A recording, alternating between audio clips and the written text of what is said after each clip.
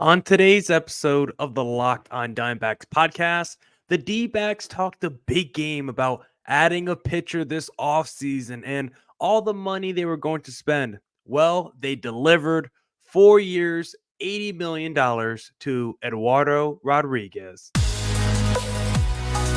You are Locked on Diamondbacks, your daily Arizona Diamondbacks podcast, part of the Locked on Podcast Network, your team every day.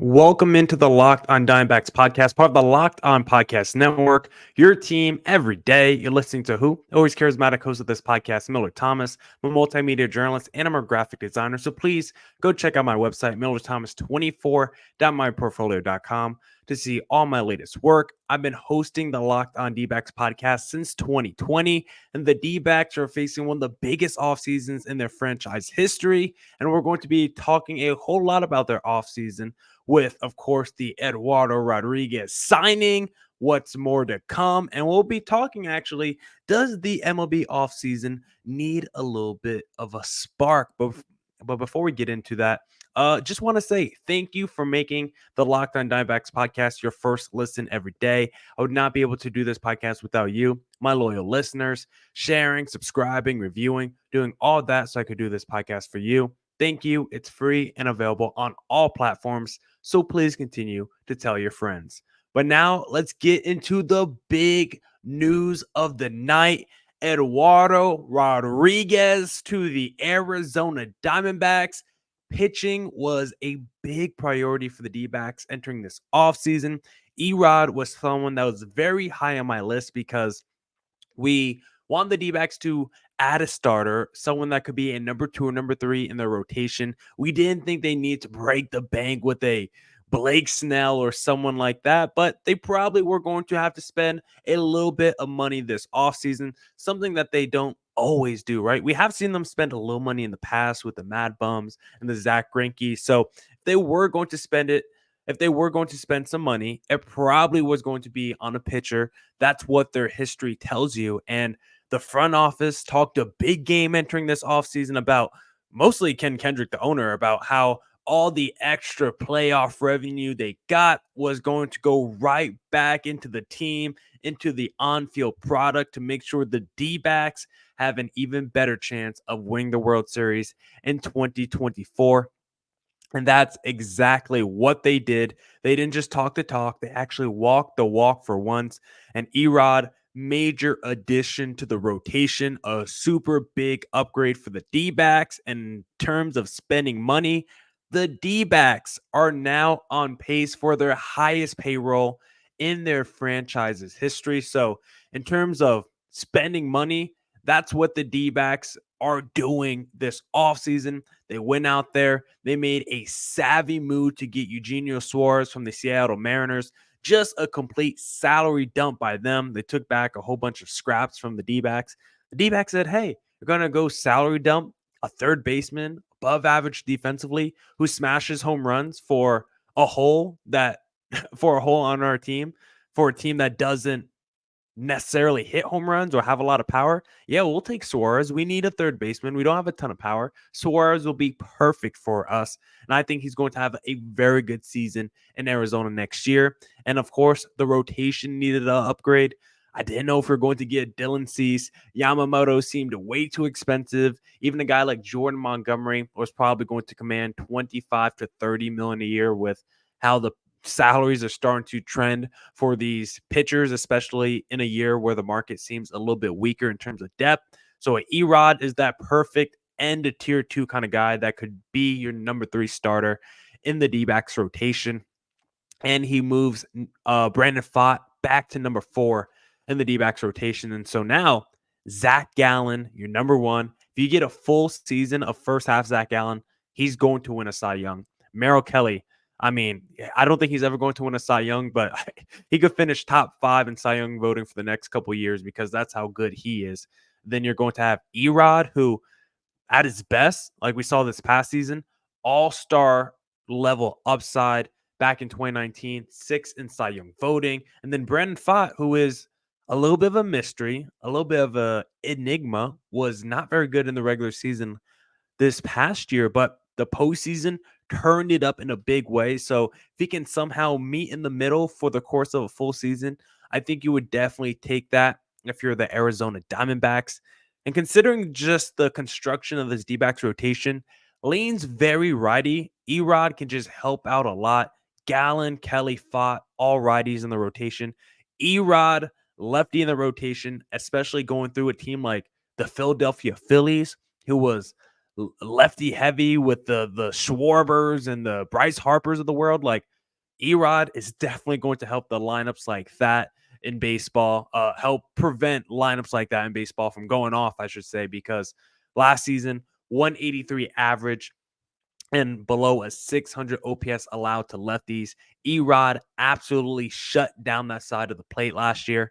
And honestly, Erod can be everything the D-backs wanted from Madison Bumgarner, right? Madison Bumgarner was supposed to be the veteran that came in and helped progress this young group along. He was supposed to come in, and we didn't. I think we all knew when we signed Mad Bum. I think we all knew he wasn't an ace anymore. I don't think we expected him to be an ace anymore, but we definitely thought he could still be a very good number two, if not an elite number three. But I think we all expected at least number two from Madison Bumgarner. But what we really valued from him was his playoff experience and his veteran leadership, right? Erod may not have that postseason moxie that Mad Bum has shown throughout his career, but he does have a ring on his resume, does have solid playoff experience. And from a production standpoint, he's way better at this point of his career than a Madison Bumgarner. Rodriguez this past season really reestablished himself as a pretty good mid-rotation guy who has that all-star upside when he's at his best, and when he's healthy. He showed improved velocity this past season. It was up like a half a tick. It was at like 92 point. Actually, I think I have it right here. His fastball this past year, 92.2 miles per hour. The previous season, 91.7 miles per hour on his fastball. So his velocity ticked up a little bit. Changeup, pretty good at getting whiffs. His changeup, 31.7% of the time whiff percentage on that changeup. And so he is a pretty good dude at generating strikeouts. He's not elite, but low 20 strikeout percentage, around 23%. Pretty decent walk rate as well, like 7-8% on the walk rate. Like, he's just a good overall pitcher. His biggest issue has been dealing with injuries and health throughout his career. He's going to be 31 next season. I still think he's relatively fresh because of those injuries. This is not like Madison Bumgarner, who came in at the age of 19. Erod, because of injuries, has only averaged 137 innings pitched per season. So the downside is he gets hurt a decent amount. The upside is his arm should be relatively fresh because of the lack of pitching he has done throughout his career. And even the 2020 season didn't pitch at all, missed the entire year. So this is someone who probably doesn't have a ton of miles on his arm despite being 31 years of age. And so I expect him just to be a lot fresher than what a Madison Bumgarner was when he was coming over to Arizona. And if you do get a full season of great health from Erod, he has the ceiling to be a Cy Young candidate, because that's what we saw back in 2019. Finished sixth in Cy Young voting after going over 200 innings pitched that season. So we know the potential is there for an Erod. For his career, if you extrapolated his stats over 162 game average, he would be averaging 188 innings per season, because when he is healthy, he is an innings eater. And that's a stat that you can hope translates once you get to the postseason. You hope in a postseason setting, he can still eat innings, hopefully help the bullpen, save the bullpen a little bit, because that's huge in a postseason setting. And now with Fott as your number 4, you never have to have a bullpen game again in the postseason, which I think D-backs fans were disgusted by. But honestly, I wasn't. I saw a lot of people on Twitter upset. I saw people saying you shouldn't be in the postseason if you had to do a bullpen game if you didn't have a number 4 starter. I didn't hate it. I thought with how the D-backs was constructed at the time, I thought it was the smartest strategy was to do the bullpen game, but It was not sustainable, need to be fixed, and that's exactly what the D-backs did with this Eduardo Rodriguez addition. E-Rod coming down to the D-backs. Now they have, inarguably, I think, the strongest rotation in the NL West. They already filled their third base hole. Mike Hazen has been cooking with gas this offseason, but I don't think he's done yet. E-Rod was an incredible pickup, but we'll be talking about remaining moves D-backs can still make to fill out the rest of this roster. And if you think E-Rod raises the championship ceiling of this D-backs team, why not bet on the D-backs to win the 2024 World Series on this little thing called FanDuel Sportsbook? Because score early this NFL season with FanDuel, America's #1 sportsbook. Right now, new customers get $150 in bonus bets with any winning $5 money line bet. That's $150 if your team wins. If you've been thinking about joining FanDuel, there's no better time to get in on the action. The app is so easy to use. There's a wide range of betting options, including spreads, player props, over-unders, and more. My favorite thing to do on FanDuel is the same game parlay when the Lakers are playing a bad team, typically below 500. 80 over in points, 80 over in rebounds, and the Lakers money line. And if you took that same game parlay for the in-season tournament game against the Suns, you would have cashed out big time, I think. So visit FanDuel.com/lockedon and kick off the NFL season. FanDuel, official partner of the NFL. All right. Let's get back into the Locked On Diamondbacks podcast. If you like the show, follow me on Twitter at CreatorThomas24 for my personal account, or look up Locked On Diamondbacks, both Twitter and Instagram, for the podcast handle. But now let's talk about remaining moves that the D-backs can still do to upgrade this roster, this free agency, because I still think the D-backs have a couple of holes that need to be filled. I think there's still a couple of swing players that the D-backs could go out there and pick up that can make all the difference. Like the postseason, so much when it comes to winning, it's just luck and just the margins a lot of times. Honestly, you hear the phrase, the cliche a lot in football. It's a game of inches, but that's true in all facets of the sports industry. It's not just the game on the field. It's also the game off the field, the offseason, the free agency. It's a game of inches when it comes to the players and the talent you add in the offseason. And so you can't just sit on your hands, even after making the E-Rod pickup and the Suarez pickup, like great moves by Mike Hazen, but there's still a couple more holes on this roster, and I would love to see them get plugged up. So let's talk about 3 more potential moves that I would like to see the D-backs make. And if they could pull off at least 2 of these 3 moves, I think you could consider this offseason a massive home run. Right now, right now you could say this offseason so far has been an inside the Parker at the very least, maybe a solo shot, right? A Christian Walker 2-out solo shot with nobody on. But if they could pull off 2 of these next 3 moves, and these are not like none of these moves are as big as any of the moves I think that they made so far this offseason.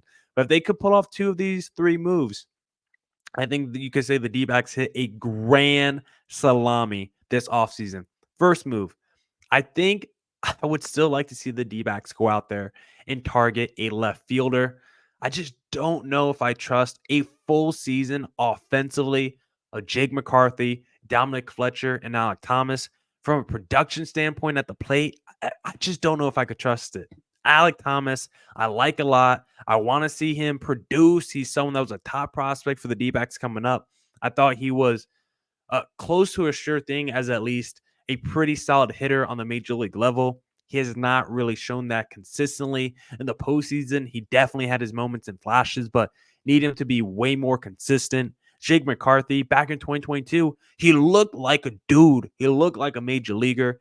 He regressed to the mean this past season. Can he bounce back, or was 2022 just a fluke? At the very least, he's a platoon speedster, and that's still going to be valuable. That speed is still going to be an asset. You can still use that as a weapon.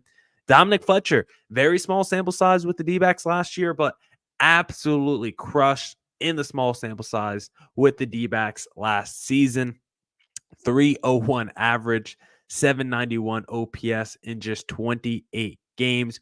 Could he do that over the course of a larger sample size? Yet to be determined. As it currently stands, would I trust those three? Would I trust two of those three to be my everyday outfielder right now? I would trust the defense defensively. If you have two of those three plus Corbin Carroll, you're going to have probably the best defensive outfield in Major League Baseball, unless the Blue Jays re-sign Kevin Kiermaier. But I think the D-backs probably still need to go out there and add a left fielder because I don't think I have enough trust in two of the three of Fletcher, Thomas, and McCarthy to get it done day in, day out from a production standpoint. So I think this is where you could explore the idea of re-signing Lourdes Gurriel and or Tommy Pham. Both are free agents. We saw both with the D-backs last season, right? I'm more pro Lourdes Gurriel just because I think that jovial kind of hyper energetic energy he brings is just more needed for this D-backs team. I think it just gels a little bit more. Pham, super great leader, way different. Jace Peterson, perfect. I think I just like Lourdes Gurriel bat a little bit more with the power. Defense probably a little bit better at this point in their career, considering Tommy Pham is entering his mid-30s. Now, if the D-backs shows Tommy Pham over Gurriel just because he's a little bit cheaper, I still wouldn't be upset. Tommy Pham can still be a 17 home run, 15 stolen base guy and produce a good amount of RBIs in your number 6 hole and just be a productive major leaguer. I wouldn't mind Tommy Pham as the left fielder if the D-backs decide to go that route, even though I prefer a Lourdes Gurriel. But there is a way to sign both of them this offseason. And even if you don't re-sign either one of them, there's other left field options that I do like. Adam Duvall and Jorge Soler are two more guys who really, really intrigue me if the D-backs don't re-sign Gurriel or Tommy Pham. The D-backs would also probably prefer that their left fielder is a righty bat, and Soler, Duvall, Gurriel, Pham, all righty bats. The market actually for righty bats that could play left field, pretty good. There's actually a bunch of them, and a lot of them have considerable power as well. So I love the left field options actually. I hope the D-backs can at least add one of them. The second move, I think, is to add a DH. I think a DH could be huge if it's someone that could play multiple other positions defensively and help platoon. Or if just the DH is just someone that's a straight up slugger, like a JD Martinez or Justin Turner, like I wouldn't mind that at all if the D-backs were like, yeah, 162 games, you're getting JD Martinez as the DH, and we're just letting him cook. No defense for that guy. Does not matter. He's going to have a 900 OPS, 25 home runs, and drive in 100 ribbies for us. I think if the D-backs went that route, you could justify not signing a left fielder and then riding with a Jake McCarthy or something in left field. Because if you have JD Martinez now in your lineup to drive home a speedy Jake McCarthy or Alek Thomas, I think the balance would then be pretty nice in the lineup because then you would go like Carroll, Marte, Moreno, Walker, and then probably like JD Martinez, Eugenio Suarez, Jake McCarthy, Alek Thomas, Perdomo. Like I like that lineup a lot. I would like the balance of that lineup. I just did that off the top of my head. I'm sure Torey Lovullo would do something differently, but I would like the idea of adding a power slugger like JD Martinez or Justin Turner to drive home those speedsters of the Alek Thomases and the Jake McCarthys of the world when they get on base. And then the third move, this one I cheated a little bit, but it would be to add another pitcher. This could either be a pitcher who could be another starter. Maybe you don't think Tommy Henry or whoever you want to start in your number 5 spot in your rotation. Maybe you don't think they could survive a whole season, whatever internal option you'd put in that number 5 hole. Maybe Brandon Pfaadt is closer to the regular season Brandon Pfaadt than the postseason Pfaadt. Like there's a path where the internal options for the D-backs just don't work out as your number 4 and number 5 option in the rotation. So maybe someone like Mike Clevenger or Tyler Motley could give you that upside of a mid-rotation guy, but be in the back end of your rotation if Pfaadt or whoever your number 5 just struggles or if they get hurt. And then in the postseason, they could be your number 4 if they end up being better than a Pfaadt or vice versa. You can just put 5 as your number 4, and then maybe this guy comes out your pen or something. I just don't mind the extra competition and the extra insurance. And if the D-backs don't sign a starter, how about they go out there and get another reliever? How about a high leverage reliever with some strikeout stuff? I think another dude that you could put in the 6th or 7th inning to get you out of a jam and get that ball to Kevin Ginkel and Paul Sewald. That is so important. Once that ball gets in Kevin Ginkel's hands, it feels like if the D-backs have lead, the game will be over. So just get us to the 8th inning. If the D-backs can get one more guy that can help do that, that will make all the difference as well. So D-backs offseason has been incredible so far. And if they could pull off 2 of these 3 moves I listed, it's a grand salami for Mike Hazen and this front office. Now we'll talk about how I still think there's a way to give this offseason a spark. I know we just had the Juan Soto trade, but I still think this offseason is still missing a little spark, and that's why I want to discuss next. Should the MLB think about taking steps to making the offseason just a little bit more exciting?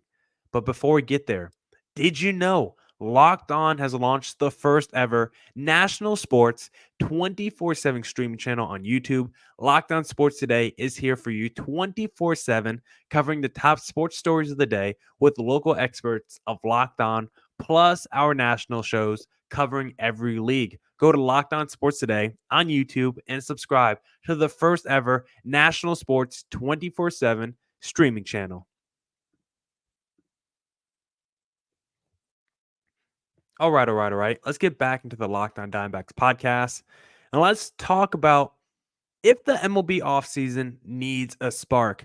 I'll be honest, I recorded a whole podcast like 3 hours ago before any of the Erod news or anything. So I had like this whole take about how the winter meetings were boring and they were awful. And then we had the Juan Soto deal and the Erod deal just sneak in the nick of time for the winter meetings. I think Jamer Candelario just signed with the Reds too. So it's like all these moves are sneaking in with the winter meetings. I'm not even sure if any executives are still in Nashville. Like, I think most of them left. And so I'm still going to give you half of this take I have because it could be time to get rid of the winter meetings. I don't know, but I do think there's potential and a possibility for the MLB to look at the offseason and maybe figure out a different way to just add a little bit of juice and urgency to the offseason, because the winter meetings typically are a place where we get this free agent frenzy, and it is a place typically where deals are flying left and right. And for most of the winter meetings until like the final hour, it seems this has been a very slow winter meetings. This has been a very slow offseason so far. And even outside of, today's transactions, like we finally had a big move. Like, think about how long it took for us to get here.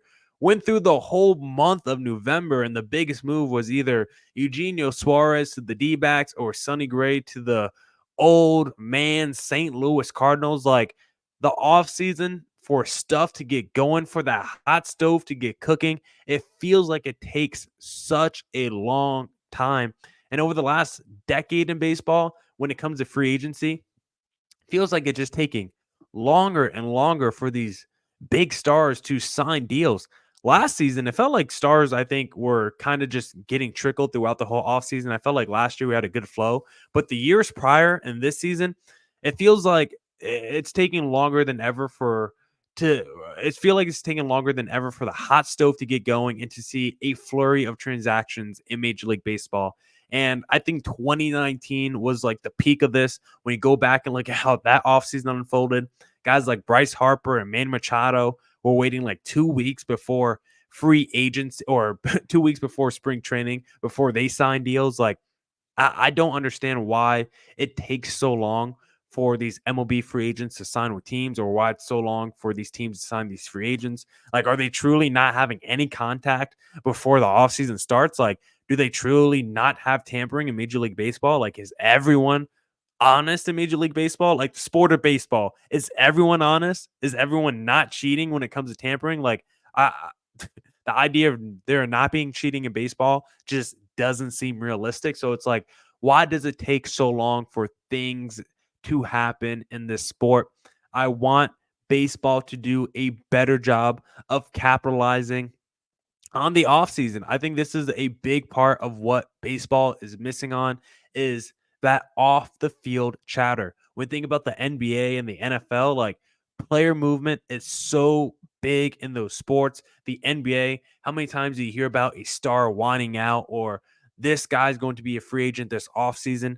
I'm not even sure if that's good for the sport, having all that player movement. But at least it gets people talking about your sport on like a daily basis. You have conversations with your friends on a daily basis. They're just in the natural lexicon of your day to day with whoever you come into contact with. And with baseball, it just feels so much slower. The anticipation, it just not as much there. And a guy like Shohei Ohtani, like I'm not upset with how he's handling his free agency or anything like that, but I wish it just happen sooner. Like we're gonna wait 2 months before Otani signs with a team. Like I'm not mad they wants to keep it private or he wants to not talk about it to the media or whatever. I'm just upset with how long it takes for these stars to sign with teams. And I'm not blaming the stars. And I'm not even just blaming the teams. I'm blaming the whole process with everyone. I want baseball to figure out a way to add some sense of urgency to their sport during the offseason because at times I feel like the offseason just drags and drags and drags. And I covered this D-backs team during the 2021 season. And for a team that won 52 games, like your season's over in like June. And so after that, July, August, September, October, 4 more months of watching meaningless baseball. And then I have to what? Go through November and then potentially most of December before I even see a signing by my team. Like that's 7 months of just wasted time watching meaningless baseball and just waiting for something to happen that's exciting in my baseball life. Baseball needs to do something to create a greater sense of urgency once we get to the offseason. So for a team like the 2021 D-backs, my offseason can start immediately once the World Series ends. I don't have to wait another 6-7 weeks before my team makes any moves. And I kind of came up with this half-baked idea of what I think could help with the MLB offseason and hopefully add a little bit of urgency to it. This would have to probably be ratified through the collective bargaining agreement or whatever. But we see it in the NBA. What if we had like term limits on contracts? What if there was a set number of years you could sign a player to? It's a cockamamie idea, maybe for the sport of baseball. I don't know. It's a half baked idea, but I do think it's something that could help the sport of baseball. And I think it's a big reason why we see so much player movement in the NBA. I think it would add more excitement to the MLB because I think I think small market teams would be more likely to sign one of these mega superstars and give them a high annual salary if it was like a 5-year deal. I think a lot of the reasons why we don't see more small market teams get in these Yamamoto or Otani signings is because of the length of the deal. I don't think they mind giving 40 to 50 million annually to Otani because I think they all realize Otani's worth that much. I think it's the 12 years. I think it's the 10-year contracts where you're like, the last 5 years of that deal, we might be paying someone a massive amount of money that can't even play the sport of baseball anymore. Maybe he just is flat out sucks or is washed or in the decline or he's hurt or whatever the reason is. There's so many variables when you have a 10-year deal or whatever that I think those small market teams, they just view it as too much inherent risk. All these big market teams don't mind taking on that extra risk. I think if you lower that risk with a term limit, a 5-year deal, I think a small market team is more likely to get in the sweepstakes for a superstar in Major League Baseball. And so I think term limits could help spruce up free agency a little bit. And you would also have just more stars in the market more often. Like last season, the offseason was so much fun because think about how many shortstops you've had the last 2 off seasons really in free agency and all the starting pitching the last couple of off seasons. Like it's felt really deep. But imagine 15 to 20%, even more stars. Like imagine if you had Aaron Judge and Otani in the same free agent class, or if you had like Mike Trout and Juan Soto in the same free agent class. Like, I think that could make the offseason so much more fun if you're a baseball fan, if you're a baseball casual.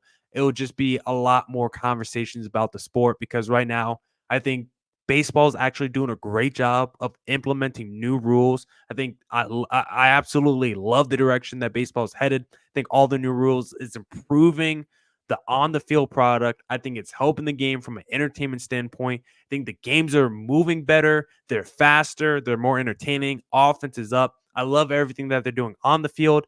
Now I just wish they cared a little bit more about the off the field product and try to put in a couple rules to help the word of mouth just a little bit. Now, that's it for this edition of the Locked On Diamondbacks podcast. Come back tomorrow for more Diamondbacks news coverage and insight. We'll, of course, be talking about any more free agent news related to the Dbacks. And, of course, as always, stay safe, stay healthy. Deuces.